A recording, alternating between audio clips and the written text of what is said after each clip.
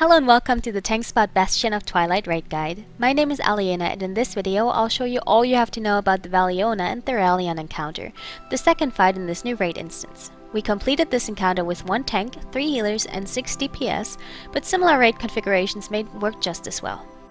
As soon as you enter the Dragonkin room, you'll see Valiona to the right of you and Theralion to the left. You only ever fight 1 dragon on the ground at any given time, but while 1 dragon is grounded, the other one will annoy you with abilities from the air. Roughly every 90 seconds, Valiona and Theralion switch ground and air positions, and with that their abilities change as well. You want to start out by attacking Valiona, and as soon as you do so, Theralion will take off into the air. Let's go over the abilities you're faced with in this phase. The first ability you'll notice is Theralion firing little shadow missiles at random raid members. These deal damage to everyone within 8 yards of the targeted person, so it's important that the raid stays spread out, at least until Valiona uses her first ability, Blackout. Blackout is a magic debuff she'll put on a random raid member. It lasts 15 seconds, absorbs 75,000 healing on the target, and when it gets dispelled or expires, it deals around 350,000 damage. This damage is split between all raid members in a small radius around the target, so whenever Blackout happens, everyone needs to stack up on Valiona's tail, and you should have a designated raid member dispel it as soon as enough people are in range to split the damage. If you stay stacked up for too long, Theralion's shadow missiles will wreck you, so the Blackout stack needs to be executed quickly. No slacking here. Valiona's second ground ability is Devouring Flames, which works much like her counterpart in Grim Batol. Third boss in there, I'm sure you know it. When she starts casting this, you cannot be anywhere in front of her face. It has a 2.5 second cast time and the breath has a huge radius. To improve your chances of not getting hit by it, have people spread out close to Valiona to decrease run times. Life Grip, Body and Soul, Rocket Boots, and movement enhancing effects obviously help too. If you absolutely cannot make it out of the breath, run straight backwards. The breath deals less damage the further away you are from Valiona. In this first phase, you'll be faced with 2 blackouts and 2 breaths. Shortly after the second breath, the phase transition will start and Theralion will execute his second air ability, Dazzling Destruction. He sure sounds like the epitome of draconic masculinity, I know. Dazzling Destruction will spawn about 6 pink swirly circles on random raid members, 2 at a time.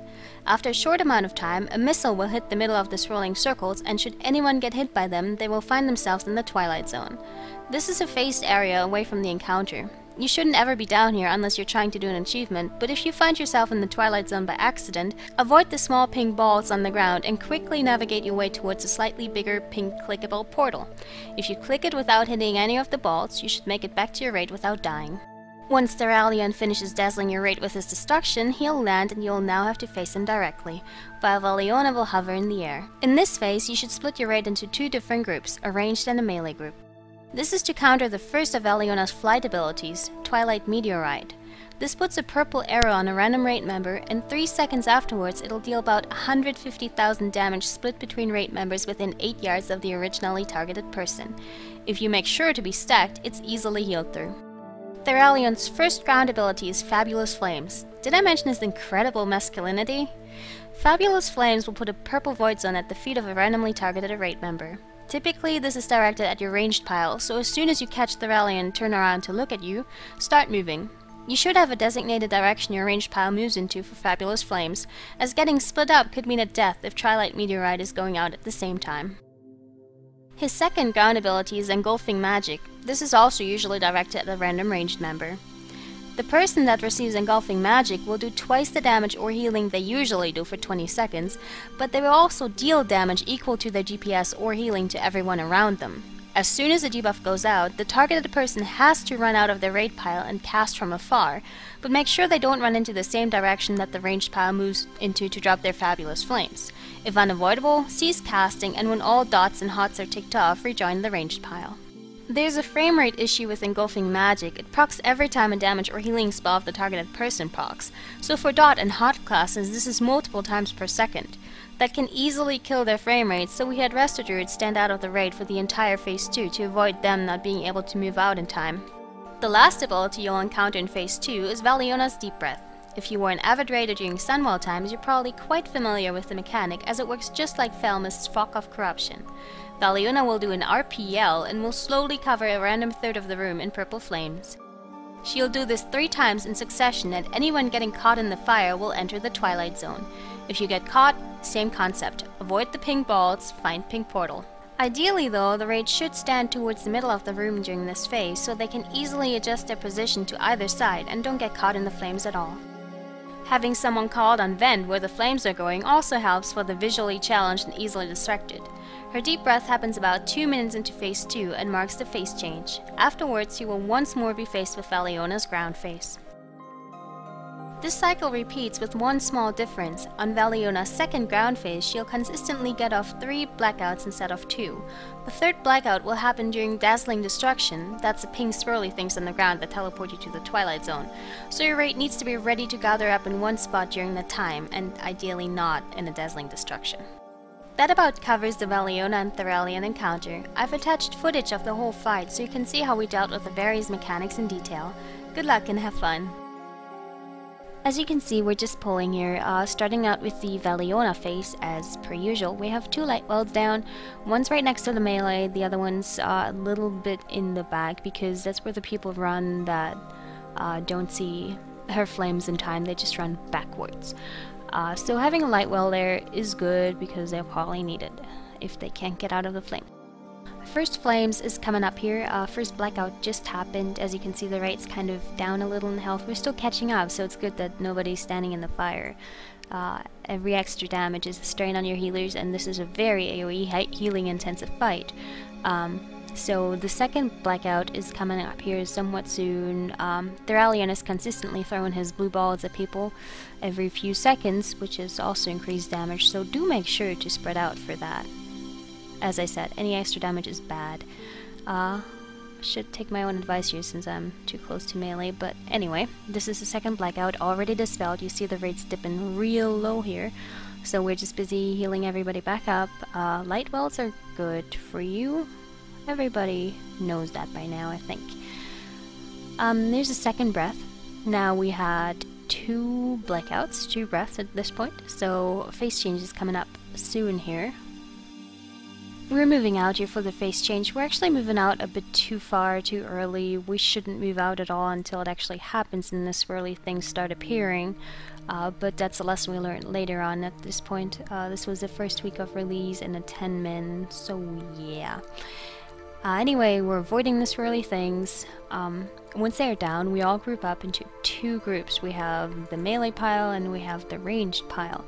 Now somebody already has the meteorite debuff, so we're all sticking together.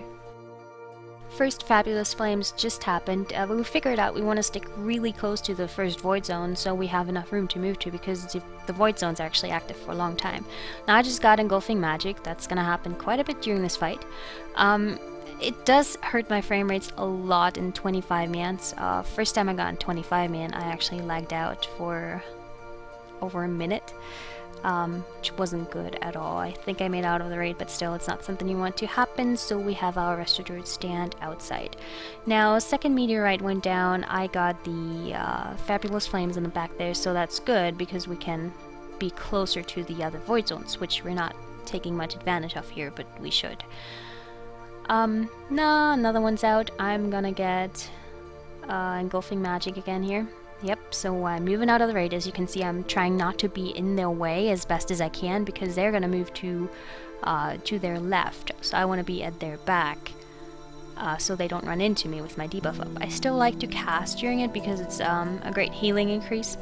So it's nice to have, but you know, if you have nowhere to move to or whatever, just stop casting, run out while you're stopping to cast, and once all your hot sword dots or whatever have ticked off, you can run back into the group and then just cease casting until your debuff wears off. So now we're kind of a bit pressed for room here. Also, the phase change is about to come up, so we have to be careful on where to move. As you can see, that's the first deep breath over there. I almost ran into that. That was bad. Do not do that. So I just kind of stopped casting because I'm not sure if I have enough room to avoid the other people here. So she's going to do her second deep breath in a second here. See, it's coming up in the back there. You can't see it that well, but it's in the back. There we go. Now she's going to do her third, and that concludes her deep breaths. So now it's just a matter of waiting it out a few more seconds until Theralion and Valiona switch again. As you can see, somebody with Engulfing Magic is in the back, trying not to be in our way because we're moving back to our original positions where we started the fight with Valiona. back over here at the right terrace. So this is back phase 1. Blackout just happened.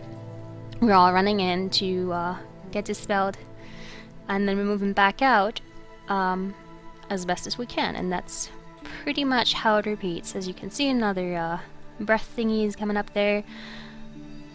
It's a fairly simple fight. It's a few mechanics that you have to learn, and once you've learned them, it just all repeats over and over again.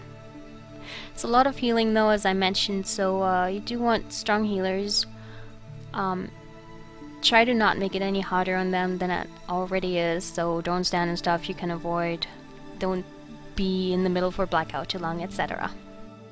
That's pretty much all the tips I have, so again, good luck and have fun.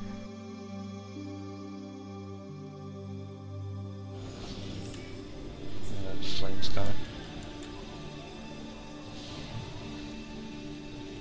Flame.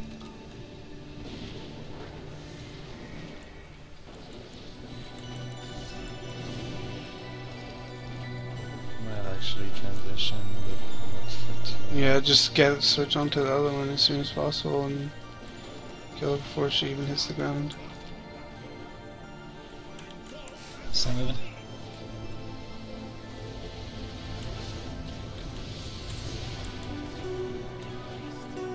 Strats. Good shot.